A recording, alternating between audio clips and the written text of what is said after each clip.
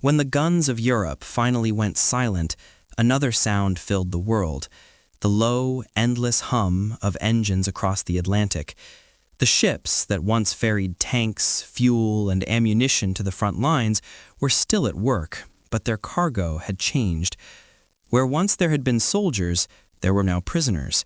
The men who had fought for Hitler's Reich were being carried westward, not to the ruins of their homeland, but to the vast continent that had defeated them through a kind of power they had never fully understood.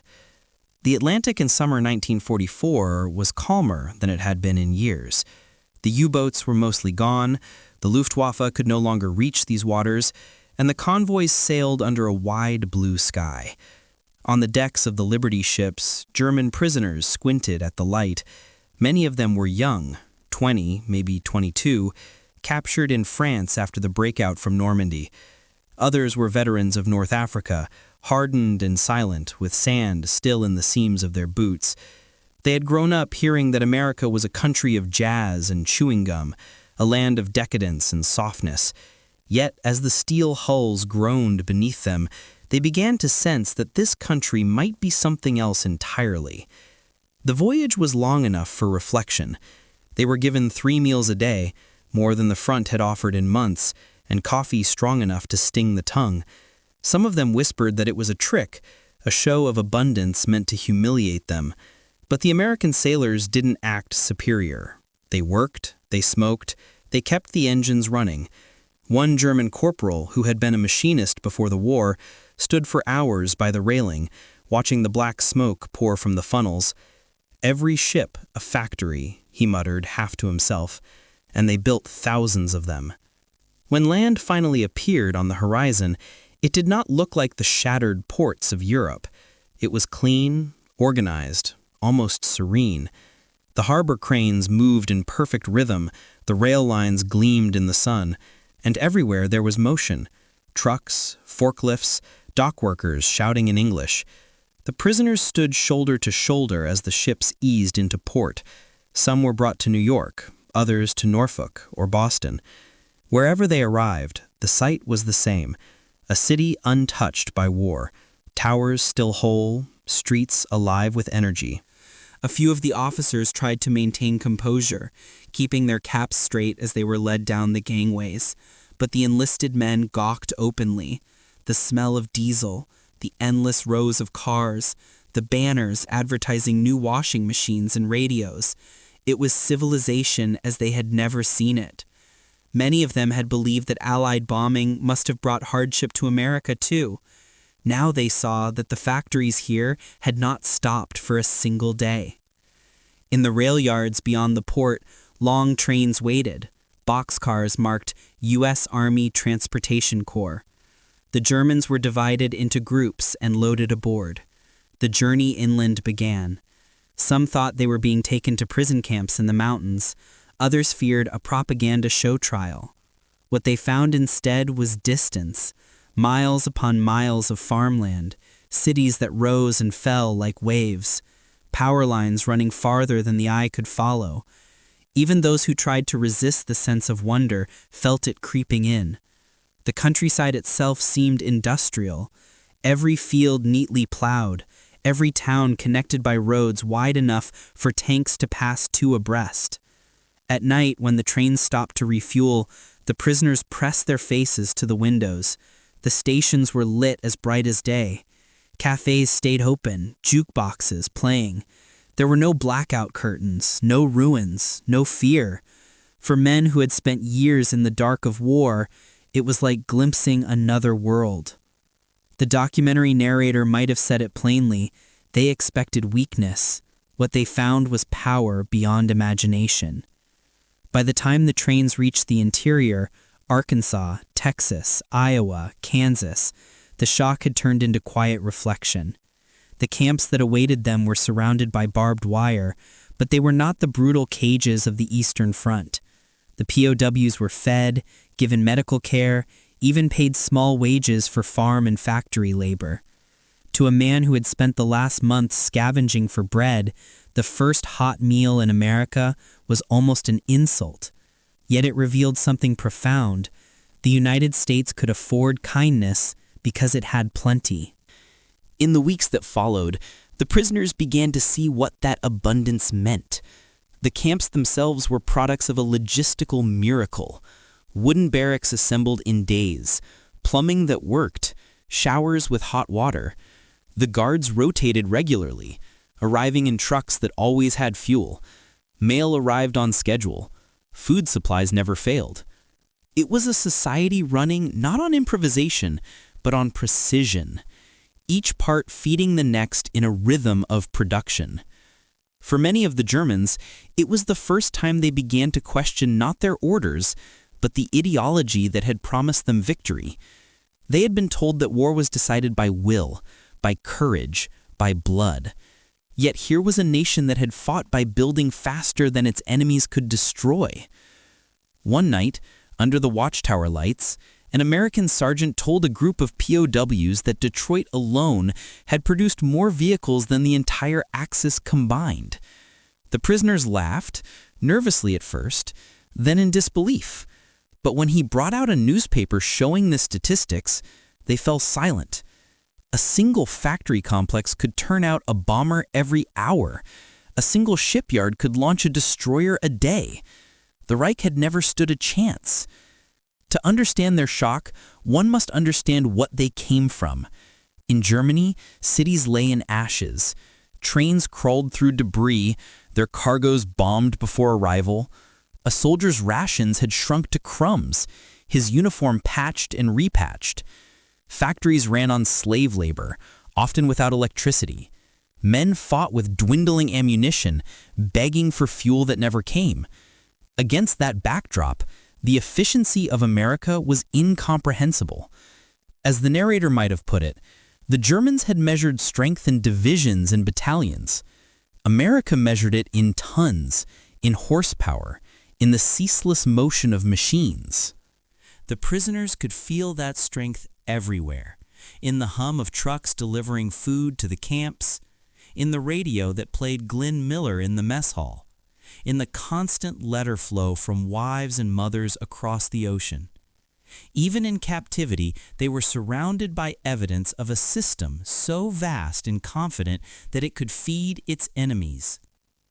By early winter, some of them were assigned to local farms. There, the lesson deepened. They saw tractors where horses had been the norm in Europe, silos filled to the brim, barns wired with electric light. Farmers joked that without the war, they'd never have enough hands to bring in the harvest. Now, with POW labor, production soared higher still. The Germans worked quietly, efficiently, as they always had, but every day they saw that American abundance was not accidental. It was designed. And still, the thought echoed through the camps. If they can do this in peace, what could they do in war? The months passed, and the prisoners settled into a rhythm that neither side had expected. Dawn meant roll call beneath the rising heat, the sharp clatter of boots on gravel, the barked count of names. Then came trucks, civilian drivers this time, taking work details out through the wire. They were moved not toward punishment, but toward usefulness. Timber mills, rail depots, farms, canneries. The Americans saw in these men labor that could keep production high. The Germans saw in every assignment another layer of the vast machine that had beaten them. At the sawmills, the air smelled of pine and fuel oil. Engines growled without rest, belts spinning in perfect tempo. One prisoner, once a carpenter from Bremen, stood transfixed before a giant bandsaw that could split a tree trunk in seconds. In Germany, he had watched factories crumble. Here, they seemed to multiply. "They make wood into houses faster than we can burn them down," he whispered to a fellow captive, half in awe, half in sorrow. Across the plains, POWs harvested cotton and corn with machinery that looked to them almost magical. The tractors never seemed to fail. Spare parts appeared within hours. Gasoline arrived in drums, so numerous they lined the road like sentinels. To men who had seen whole armored divisions stranded for want of fuel, the sight was unbearable proof of what industrial power meant. The Americans had turned logistics into art. Inside the camps, even idleness taught the same lesson. Mail was sorted by machines. Water came from deep wells, pumped by electric motors that never faltered. In the recreation halls, the lights burned late. Some prisoners began to take English classes, offered by the Red Cross and the U.S. Army. Others learned that the guards earned bonuses for every improvement in camp efficiency. Everything, education, recreation, even captivity itself, seemed organized toward productivity. Letters from home arrived through neutral Switzerland. They spoke of shortages, of hunger, of bombed streets and broken rail lines. The contrast was unbearable. The men realized that while Germany had devoured itself in war, America had used war to perfect its own abundance. It was not cruelty that humbled them now. It was competence. Occasionally, American officers visited the camps to observe. One colonel, gray-haired, polite, with the accent of New England, told the prisoners that most of their food and clothing came from civilian factories, not the military. "Every town helps," he said simply. "That's how we fight." The phrase lingered. That's how we fight, not with ideology, not with terror, but with cooperation and supply. By spring 1945, work crews were sent to industrial plants under guard. They saw furnaces the size of cathedrals, assembly lines that never slept. Women in coveralls operated lathes and presses. The noise was overwhelming, a thunder of productivity. For the first time, many Germans realized that the air war they had endured had scarcely slowed the Americans at all. The factories had spread inland, beyond bomber range, protected by oceans and endless fuel. The narrator might have said it plainly. In this new kind of war, distance was armor, and mass was weaponry. America's geography had become its fortress, and its factories the artillery of democracy. Some prisoners began sketching machines they saw, tractors, combines, conveyors, hoping to remember the designs for a future they could barely imagine. Others kept diaries, writing that they wanted their families to know what they had seen. "If Germany had built like this instead of boasting," one entry read, "we might have fed the world instead of burning it." The guards noticed the change. The arrogance of early days faded. Conversations replaced defiance. In the evenings, men gathered around American radios to hear the news. The Allied armies had crossed the Rhine. Berlin was encircled. The Führer's voice no longer reached them. Instead, they heard Roosevelt, measured and confident, promising peace built on industry, not revenge. Even in defeat, the message was unmistakable. The real power of a nation lay not in its soldiers, but in its systems. When Germany finally surrendered, the camps fell silent. The prisoners stood for roll call under a sky heavy with spring rain. No cheers, no songs, only the strange calm of men whose war had truly ended. Some wept, others simply stared through the wire, wondering whether there would still be a home to return to. In the weeks that followed, American officials began preparations for repatriation, but the process moved slowly. Ships were needed elsewhere, and so the prisoners remained, working, observing, learning. It was during this limbo that their understanding deepened most. They watched as American soldiers packed up equipment for the Pacific Campaign. Crates of jeeps, engines, rations, and ammunition were stacked in fields that became instant depots. Each shipment, labeled, logged, moved by timetable. Nothing wasted, nothing lost. A German lieutenant, once an engineer with the Wehrmacht, calculated that the material loaded in a single week would have supplied his entire division for a month.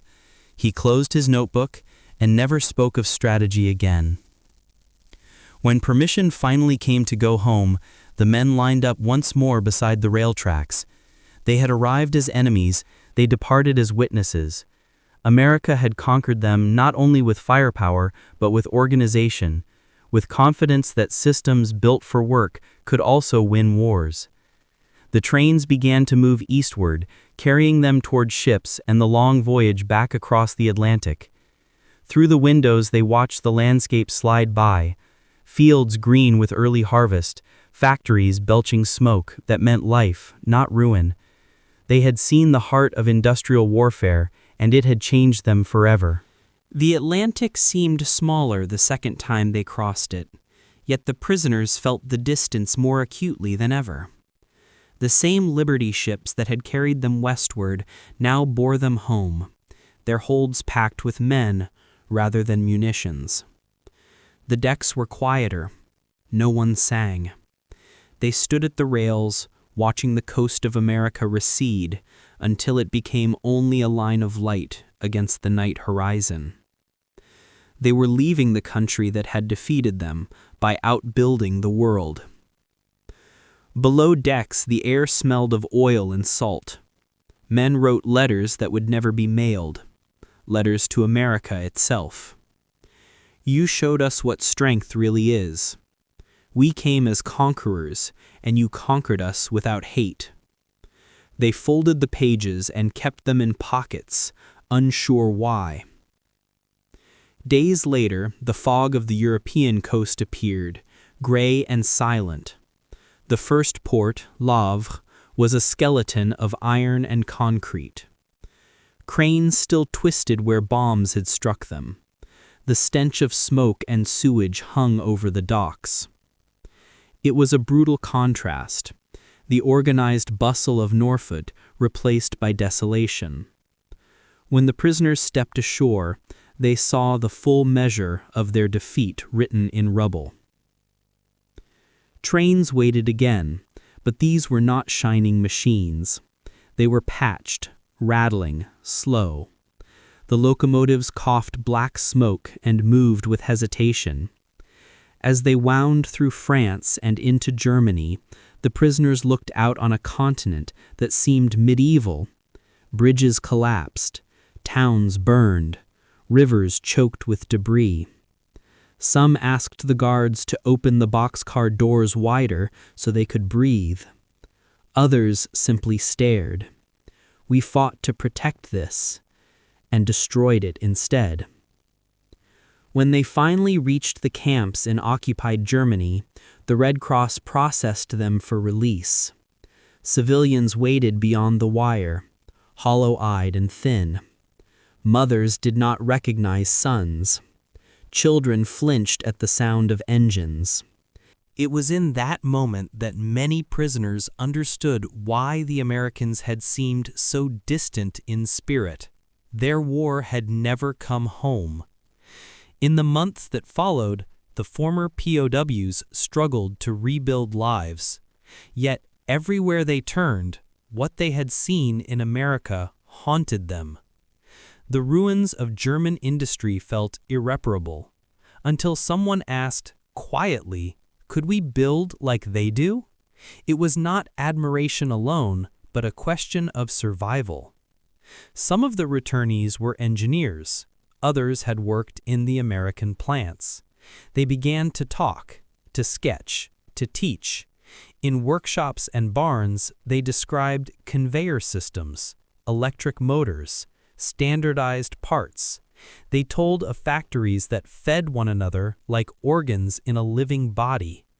These conversations, small and tentative, formed the early pulse of what would later be called the Wirtschaftswunder, the economic miracle. The narrator's voice would note, the seeds of Germany's recovery were sown in the minds of its prisoners. American officials too recognized it. Through occupation programs and the Marshall Plan, they sent machinery, blueprints, and advisors. But what mattered most had already crossed the ocean inside men's memories. The belief that efficiency could be moral, that prosperity could be stronger than fear. By 1948, Some of those same prisoners were foremen in rebuilt plants. They ordered shipments of American machine tools, copied American safety standards, and trained apprentices in methods they had once scorned as soft. The irony was complete. The nation that had laughed at American consumerism now raced to match its productivity. In private, many admitted that captivity had saved them. It had fed them when their own country could not. It had shown them a version of power free from brutality. The Americans had nothing to prove, one former Wehrmacht sergeant recalled years later. Their factories were their proof. Across the Atlantic, few Americans gave much thought to the men they had once guarded. The war had moved on. The soldiers returned home. The factories turned to making refrigerators and cars instead of tanks. But unseen connections endured. Tools stamped "Made in USA" arrived in Bremen and Hamburg. German engineers translated manuals printed in English. In the shared language of machinery, old enemies became collaborators. For the narrator, the moral was clear. Empires built on conquest collapse. Nations built on production endure. The lesson was not lost on the men who had lived both sides of that truth. In the twilight of their lives, some former POWs visited America again, now as tourists, businessmen, engineers attending trade fairs in Chicago or Detroit. They walked through factories newer than those they remembered, watched assembly lines guided by computers instead of whistles. The same sense of awe returned, tempered now by understanding. They spoke fluent English, wore suits, carried briefcases. No one guessed they had once stood behind barbed wire, staring at the same skyline in disbelief. History rarely grants men the chance to walk through their own past. In the late 1950s, the world the prisoners had once glimpsed behind fences was everywhere. Germany's cities hummed again. Neon signs glowed over rebuilt streets, and the air carried the same metallic rhythm they remembered from across the Atlantic. The miracle had come true. Volkswagen engines idled where craters had been. Freight trains crossed bridges that only years ago were skeletons. But among the millions who prospered, a few felt an odd familiarity, as if the hum of the new West German factories was an echo of something heard long ago on American soil. One of them was Heinrich Bauer, a former Luftwaffe mechanic captured in North Africa. In 1962, he stepped off a Pan Am flight at New York's Idlewild Airport, a visitor now, not a prisoner. He had come to study American industrial design on behalf of a Stuttgart machine tool company. The terminal smelled of coffee and jet fuel, modern scents, but the same energy pulsed beneath them. Taxis moved in polished lines. Porters shouted. Lights burned day and night. The old awe returned like muscle memory. A newsreel narrator might have said, 20 years earlier, these men had looked upon this nation through the wire of prison camps. Now they walk its streets freely, carrying notebooks instead of rifles. Bauer's train to Detroit crossed a landscape that no bomb had touched. The small towns looked prosperous, identical houses stretching like patterns on blueprints. He realized that the same system that had armed an army could also arm a middle class. At the Ford plant, the noise was deafening. 1,000 synchronized presses stamping steel into the shapes of peace. A foreman guided him through aisles of motion, the same unbroken rhythm he had seen when he was young and in uniform. Except now, no one was afraid. "We build 57,000 a week," the American said, as casually as if he were reciting the weather. That evening, Bauer wrote in his diary, "In 1944, we believed America was rich because it was lucky. Now I see it is rich because it never stops working." Between captivity and commerce lay only a decade. The same men who once measured production in tanks now measured it in tractors and turbines. From the ashes of defeat grew a partnership that would power a century. Historians still debate what the German POW experience truly meant. Some call it an experiment in re-education, others a humanitarian triumph. Yet for those who lived it, the meaning was simpler: survival, and a glimpse of another way to live. When post-war Europe rebuilt under the Marshall Plan, many of the engineers, foremen, and planners who guided the process had once worn the khaki uniforms of American prisoners. They had learned discipline from the guards, logistics from the warehouses, fairness from the camp kitchens. Out of that unlikely classroom came an industrial democracy that no ideology could destroy. Power, the voice would say, is not measured by how loudly a nation can destroy, but by how quietly it can create. The fence is gone. A delivery truck idles where the guard towers once stood. He touches the chain-link gate as if confirming the boundary is truly open, then walks away into the city's roar, a free man in the empire that once imprisoned him, grateful, still amazed. They came as captives of war and left as witnesses of industry. The machines they feared would one day help rebuild their homeland. In the echo of the American factory, they heard the future, and it sounded like freedom.